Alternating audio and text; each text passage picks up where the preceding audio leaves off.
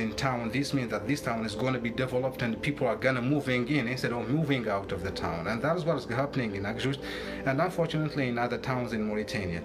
These industries did not bring to them anything. Akjouj now, they started to witness some new illnesses and some new diseases related to the activities of Mauritania copper miners known as MCM in the region. Children health problems, asthma, miscarriages, skin lesions, headaches, all these things and all these deliberating illnesses people started to notice that, and that's why a lot of people fled the town. And this company is not developing anything. I don't know, in the beginning of 2011 or 2012, they were, in some statements I've seen that MCM is planning to build a hospital in Akjouj, but that hospital is empty, nothing in the hospital. And labor unions also, they are playing the same game when it comes to labor unions, because labor unions in most parts are just a part of the regime. And the company, they figured out that the easiest and shortest way to Mauritanian resources is to establish good relationship with the government, good relationship with the president, and give projects and give all what they need to the people related to the government. And that's why in Mauritania we don't have a private sector by the full sense of the word, because all the people who are working in the private sector in a way or another is just the backyard of the government. Those people working in the private sector, they are the outer hands of people in the system, in the regime.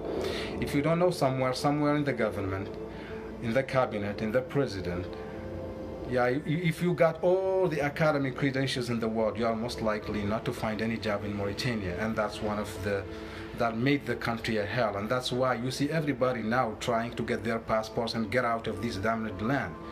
And I don't blame them.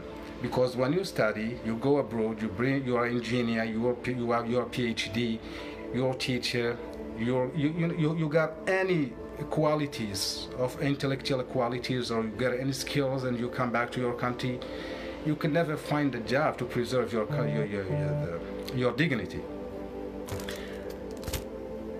And you remember the strike, the workers' strike in 2012 in Akjouj, because they were striking against the unfair recruitment procedures engaged by the company MCM. And that's where a Mauritanian was killed in 2012. I don't remember his name, but he's Wilul Mishlovi. He was killed in cold blood. And it's a shame that when you see the report of the government at the time said that the cause of the death is unknown. Why unknown? Because these workers, they were in a peaceful sitting and they were raided at dawn by the National Guard, and he was killed. So the government sent the National Guard to the peaceful sitting, and then they said that the cause of the death is unknown. The same thing they did because MCM is just the subsidiary of the First Quantum Minerals, and the First Quantum Minerals released a press release at that time. There is no mention of that Mauritanian who was killed in cold blood and those people who were injured in that peaceful sitting. And Mauritanians forget about all that, and now no one is talking about that. Even when you go online, sometimes you find some blog posters about what happened at that time. All this is because of these companies, because of Taziyat and his sister initially. So we have to be aware of this.